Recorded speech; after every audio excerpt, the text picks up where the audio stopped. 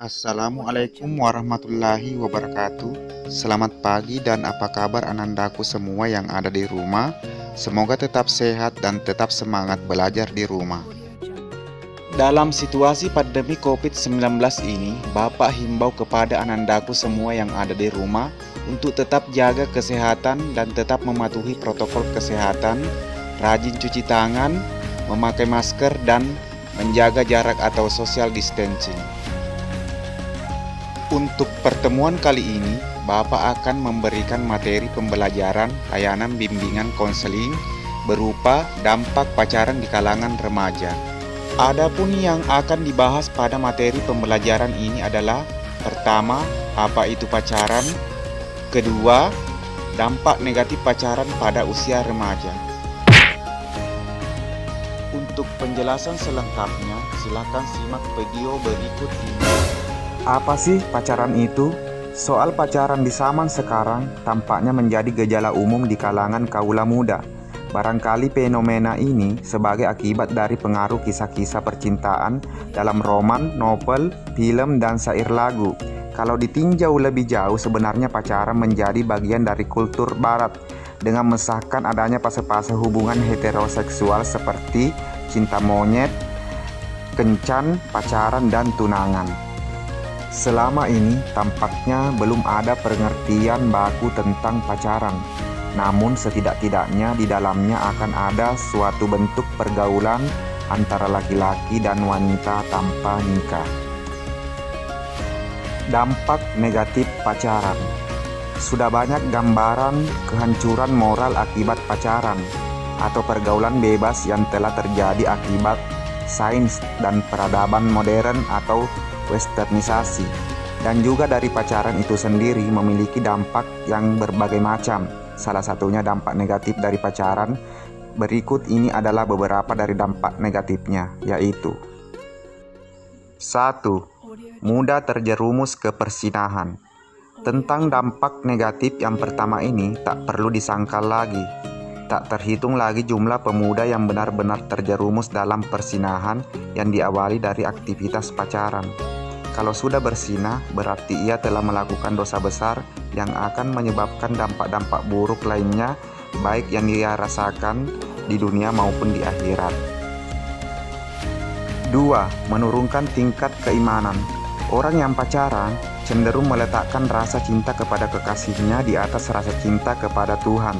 Tak perlu mengelak ataupun mengiyakan, sebab pernyataan ini bisa dibuktikan dengan kualitas ibadah seseorang, sehingga ia jadi jarang ke tempat ibadah, jarang membaca kitab suci, meninggalkan ibadah kepemudaan, dan lain-lain. 3. Menjadikan seseorang banyak berhayal.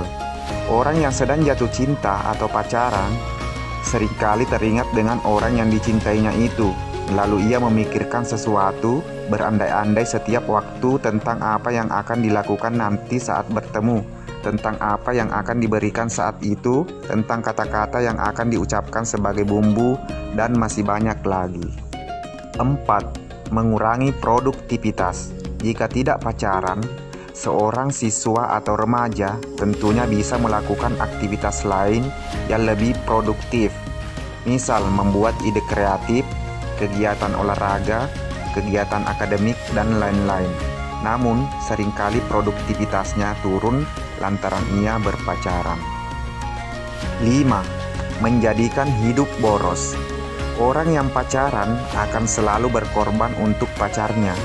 Bahkan, uang yang seharusnya untuk ditabung bisa habis untuk bersenang-senang, membelikan hadiah pacarnya, membeli pulsa, mentraktir, nonton film, dan lain-lainnya.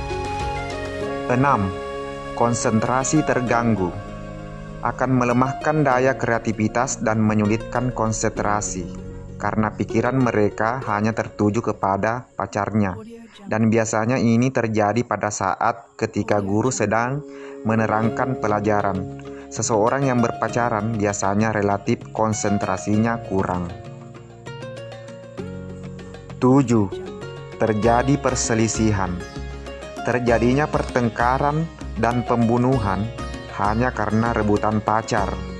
Ini banyak dan seringkali terjadi di kalangan remaja zaman sekarang. 8. Melukai diri sendiri. Banyak dan seringkali di kalangan remaja yang rela melukai dirinya sendiri, seperti mengukir nama pacarnya di lengannya sendiri dengan cutter atau pisau, hingga terluka sayat. Ada lagi yang patah hati dikarenakan pacarnya berselingkuh, sedang bermasalah, sedang di PHP, diputusin pacarnya sendiri, hingga dia dengan nekatnya rela bunuh diri karena patah hati. 9. Mengalami gangguan jiwa. Terkadang ada pula remaja yang terkena gangguan jiwa atau stres dan dikarenakan seperti diputusin pacarnya, terjadi konflik antar kedua belah pihak dan lain-lain. Setelah itu semua terjadi, orang yang mengalaminya dapat merasa hidupnya telah pupus harapan sampai dia tidak sanggup menahan beban permasalahan pacarnya. Ada pula yang gangguan jiwa hingga tega membunuh pacarnya sendiri. Selanjutnya untuk tugas, apa yang harus dilakukan agar dampak negatif pacaran tidak terjadi pada kalian? Dan untuk jawabannya, langsung kirim ke grup WhatsApp BK. Itulah tadi penjelasan pada materi kali ini. Semoga bisa dipahami dan bermanfaat buat anandaku semua yang ada di rumah. Dan ingat, patuhi protokol kesehatan. Saat keluar rumah, jangan lupa pakai masker.